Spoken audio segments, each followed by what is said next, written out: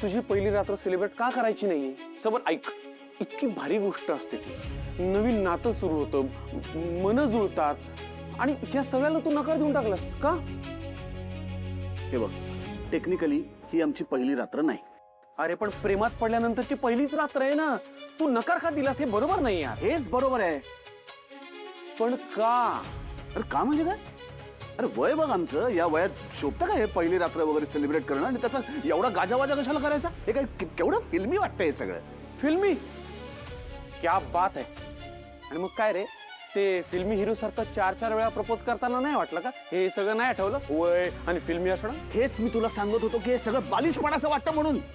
समर बालिश नाही, सुंदर आहे, प्रचंड सुंदर, खूप भारी आहे. आणि मुळात ना नवरा बायकोचं नातं असं असतं ना जिथे असा बालिशपणा पण करता येतो रे, अशी हिंमत होते. तिथे कोणी जज करणारं नसतं आपल्याला. इतर नात्यांसमोर आपण नाही बालिशपणा करू शकत, पण इथे करू शकतो हक्काने.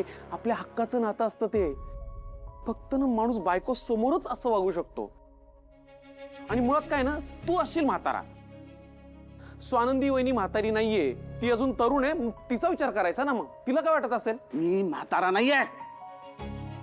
आणि दुसरी गोष्ट म्हणजे स्वानंदी मॅडम खूप समजूतदार आहेत, त्यांना सुद्धा माझा निर्णय नक्की पटला असणार. अरे पण माझं ऐकून तरी घे. बस, चर्चा नको.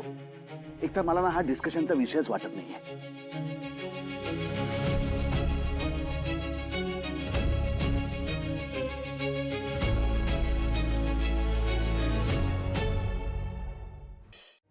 अचानक काय झालं असेल राजवाड्यांना?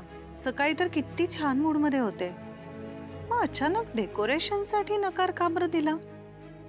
समर, सॉरी.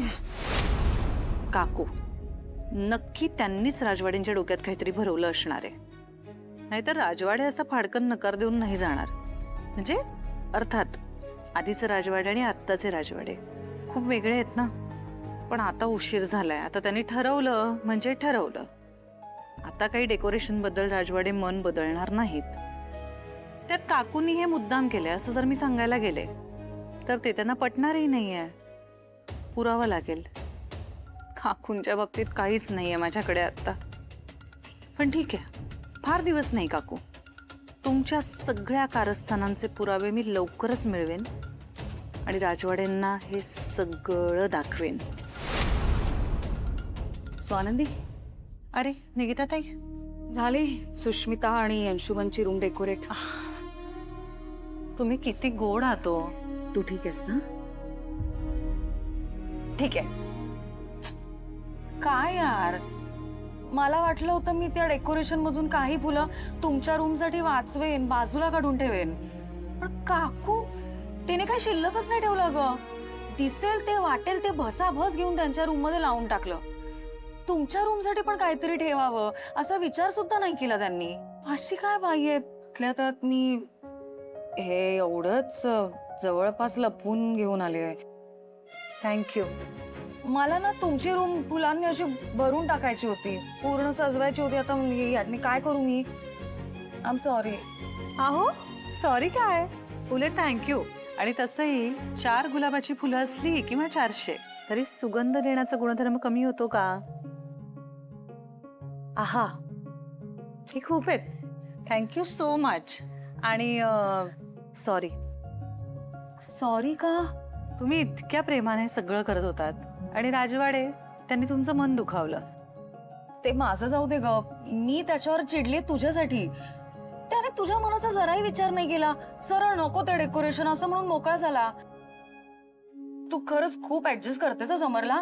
मीच सॉरी आहे त्याच्या वतीने. आहो, अजिबात तुम्ही सॉरी वगैरे म्हणायचं नाहीये. मुळात तुम्ही किती करता हो आमच्यासाठी. समरला ना मी बघूनच घेईन.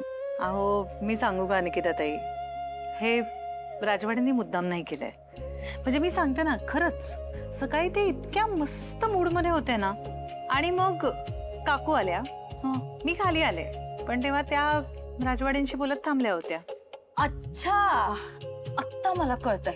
म्हणजे काकूने वरचं बटन बंद कर आणि पुन्हा सुरू कर, म्हणजे तो मिक्सर चालू होईल. हे बघा पुरजे पुरजे निघाले. किती काळ वापरत राहायचा हा अश्मयुगातला मिक्सर.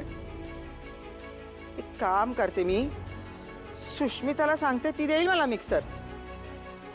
2 तासामध्ये नवीन मिक्सर घेऊन येते की नाही बघा ती माझ्यासाठी. काही नको. असं दुसऱ्याकडून मागून घेताना तुला लाज वाटत नाही का ग? मुलीकडनं मागायला कसली लाज हो? अगं पण भिकेला लागलोय का आपण दुसऱ्यांकडे वस्तू मागायला? मग काय या वयामध्ये जाऊन तुम्ही कमवणार आहात आणि मिक्सर घेऊन येणार आहात? सुष्मिताला मागितल्यानंतर सुष्मिता येणार. आणि आता बघा सुष्मिता एकदम समजूतदार झाली आहे. पहिल्यांदा कशी ना अगदी बावळटासारखी इकडे तिकडे फिरत राहायची, काही काम नाही करायची.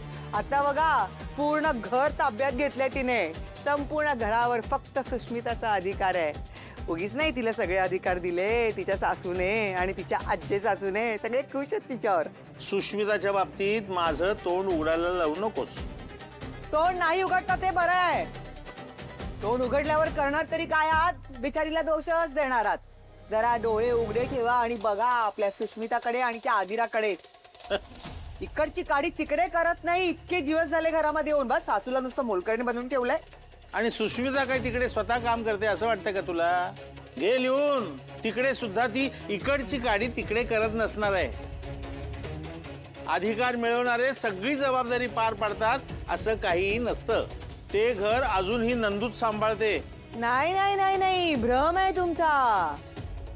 घर सुष्मिता सांभाळते. अख्ख्या घराला आपलंसं करून टाकलंय तिनं. उलट तुम्हाला अभिमान वाटला पाहिजे तिचा, माहितीये का? काय अभिमान वाटायला पाहिजे? कसला? स्वतःच्या मोठ्या बहिणीशी स्पर्धा करते याचा? उलट नंदूकडून संसाराच्या 4 गोष्टी शिकायला हव्या होत्या तिनं.